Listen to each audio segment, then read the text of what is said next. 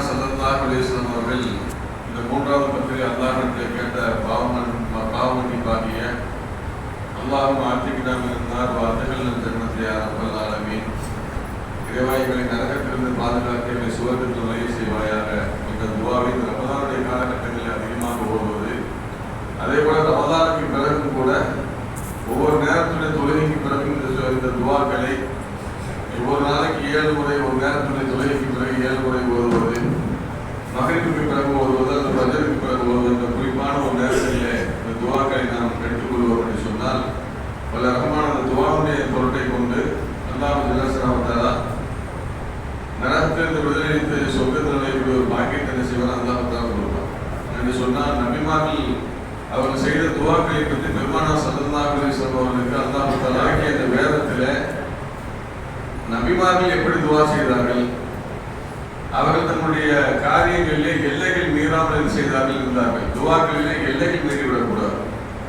மூசா நபியை பற்றி, ஃபிரௌனை பற்றி குர்ஆன் சொல்லுகின்ற போது பல ஆண்டுகளுடைய பல்வேறு விதமான துன்பங்களுக்கு ஆளானதற்கு பிறகு இனிமேல் நம்மளால் ஒன்றும் செய்ய முடியாது என்று சொல்லக்கூடிய சூழ்நிலை வந்த போது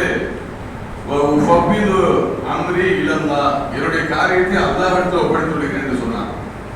என்னுடைய காரியத்தை அல்லாஹ்விடத்தில் ஒப்படைத்து விடுகிறேன். இவன்ட்டு நம்ம என்ன செய்ய முடியாது, தப்பிக்க முடியாது. அவன் எவ்வளவு பெரிய பெரிய பெரும் படைகளை வச்சு கொண்டு இருக்கிறான். நம்ம 1 லட்சம், நம்மளை நம்பி ஈமான் கொண்டு வந்தவர்கள் 1 லட்சம் 2 லட்சம் பேர் தான். இவ்வளவு பெரிய படைகளுக்கு முன்னால் நம்ம என்ன செய்ய முடியாது, நம்ம தாக்கு பிடிக்க முடியாது.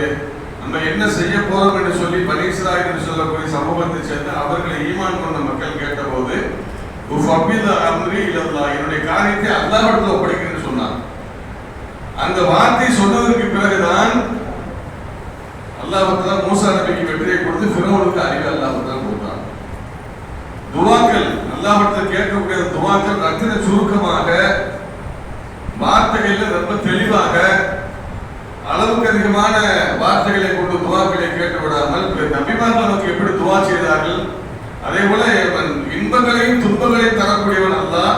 யாரெல்லாம் கஷ்டத்தை நீதான் கொடுக்குற, நன்மையை நீதான் கொடுப்ப, இப்படிப்பட்ட சூழ்நிலைகளை என்ன செய்யக்கூடாதுன்னு சொன்னா துஆக்கள் நம்ம கேட்டுவிடக் கூடாது என்று சொல்கிறார்.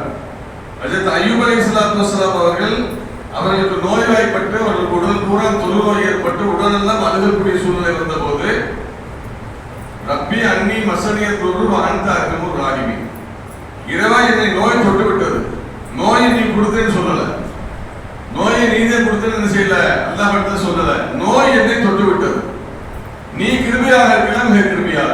இதே துஆவை செய்தால் ஓதிக்கொண்டே இருந்தார். அல்லாஹ் தஆலா செய்தார். 7 ஆண்டுகளுக்கு பிறகு அல்லாஹ் அவருக்கு சிபாவை கொடுத்தார் என்று வருகிறது. இன்னும் நம்ம சொல்றோம், நபிமார்கள் சொல்றாங்க, குர்ஆன்ல இன்னும் பதிவு செய்யப்பட்டிருக்கிறது. யூனுஸ் நபியை பற்றி நம்ம கேள்விப்பட்டிருக்கோம்.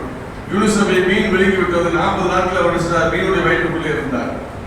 அவர் என்ன துஆ கேட்டார் அல்லாஹ்விடத்தில், லா இலாஹ இல்லா அன்த சுப்ஹானக இன்னி குன்து மினல் ஸாலிமீன், நான் அநியாயக்காரன், நீ தூய்மையானவன். வார்த்தைகள் எப்படி பதிவு செய்யறாங்க, நபிமார்கள் எப்படி வார்த்தைகளை கற்றுக் கொடுக்குறாங்க. அல்லாஹ்ட்ட துஆ கேட்கின்ற போது நபிமார்கள் எப்படி சொல்றாங்க, அல்லாஹ் மேல குற்றத்தை சொல்லவே இல்லை, நான் குற்றவாளி, நான் அநியாயக்காரன், நீ மகா தூய்மையானவன், நான் தான் குற்றவாளின்றது அவங்களே ஒத்துக்கொள்றாங்க. நபிகள் நாயகம் ஸல்லல்லாஹு அலைஹி வஸல்லம் கூட 12 ஆண்டுகள் 13 ஆண்டுகள் மக்காவுடைய பல்வேறு விதமான சிரமமான சூழ்நிலைகள் இருந்ததற்கு பிறகு இனி என்ன செய்ய முடியும் என்று சொல்லி சஹாபாக்கள் கேட்டபோது ஹஸ்புனல்லாஹு வ நிஅமல் வக்கீல், ஹஸ்புனல்லாஹு வ நிஅமல் வக்கீல், அல்லாஹ் எனக்கு போதுமானவன், நமக்கு அல்லாஹ் போதுமானவன், நம்முடைய காரியங்கள் அனைத்துக்கும் அவன் தான் பொறுப்பாளி. எல்லாமே இவைகள் என்ன செய்ய, எல்லாமே அடங்கி வருகிறது, எல்லாமே அடங்கி வருகிறது. தன்னுடைய சொந்த தேவைகளை கேட்கும் போது கூட ரப்பனா தலன்னா அன்புசனா வெயிலும் ஆதரவையும் அப்பாமையார் அல்லாஹ்விடத்தில் கேட்ட துஆக்கள், ரப்பனா தலன்னா அன்புசனா வெயிலும் தலஃபில்லனா, இப்படி ஆட்சிகளுக்கு நாங்களே அநியாயம் செய்து கொண்டோம், நீ மன்னிக்கவில்லை என்று சொன்னால் எங்களை வேற யாரும் மன்னிக்க முடியாது. இப்ப நபிகள் நாயகம் ஸல்லல்லாஹு அலைஹி வஸல்லம் துஆக்கள் சிறந்த துஆவாக பெருமானார் ஸல்லல்லாஹு அலைஹி வஸல்லம் கேட்ட துஆவை பதிவு செய்து குர்ஆன் பதிவு செய்கிறது. ரப்பனா அத்தினா ஃபித் துன்யா ஹஸனா வ ஃபில் ஆகிரத்தி ஹஸனத்தும் வ கீனா அஸாபன் நார், யா அல்லாஹ் எங்களுக்கு இந்த உலகத்தில் நலவை கொடு, மறுமையில் நலவை கொடு. எல்லாமே பொதுவாக எல்லாமே இது அடங்கிவிடும். ரிஸ்க்குகள் அடங்கிவிடும், உடல் நன்மை அடங்கிவிடும், சந்தோஷம் அடங்கிவிடும்.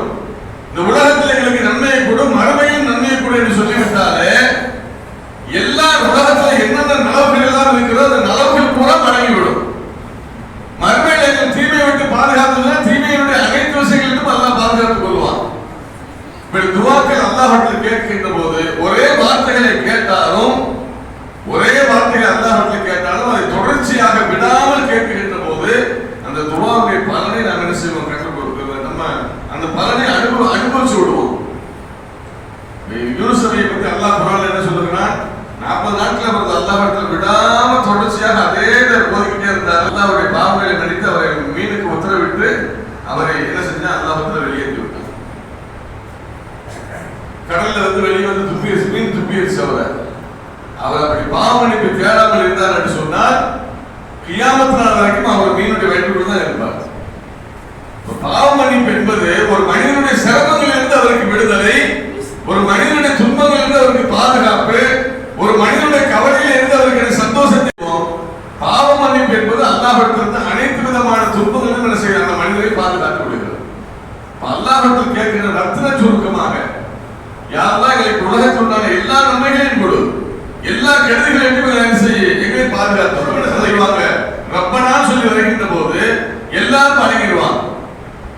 ரப்பி அப்படி சொன்னா நான் ஒரு தனிப்பட்ட ஒரு நபர், ரப்பி அன்னி மசரியது நோய் என்னை தொட்டு விட்டது, எங்களை எல்லாம் தொட்டு விட்டது, நோய் என்னை தொட்டு விட்டது, தனிப்பட்டவர்கள் எனக்கு ஒரு பிரச்சனை என்று சொன்னால் அது எனக்கு இப்படிப்பட்ட சூழ்நிலைகள் இருக்கிறது. அந்த சூழ்நிலைகளை அல்லாஹ்வுக்கு சொல்லிவிட்டு நான் என்ன பாவத்தின் காரணமாக இந்த துன்பங்களை அனுபவித்துக் கொண்டிருக்கிறேனோ யாரெல்லாம் அதை விட்டு என்ன செய்வாய? என்னை பாதுகாத்துக் கொள்வாயா?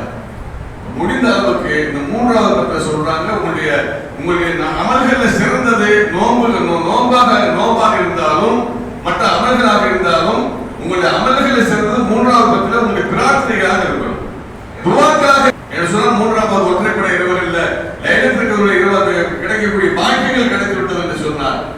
அந்த நன்மை நமக்கு கிடைத்தது என்று சொன்னால் அந்த துஆக்கள் நமக்கு கபூலாகி விட்டது என்று சொன்னால் என்ன சொன்னா 3வது பத்தில் தான் மலக்குமார்களுடைய வருகை என்ன செய்த பூமியிலே இருக்கிறது.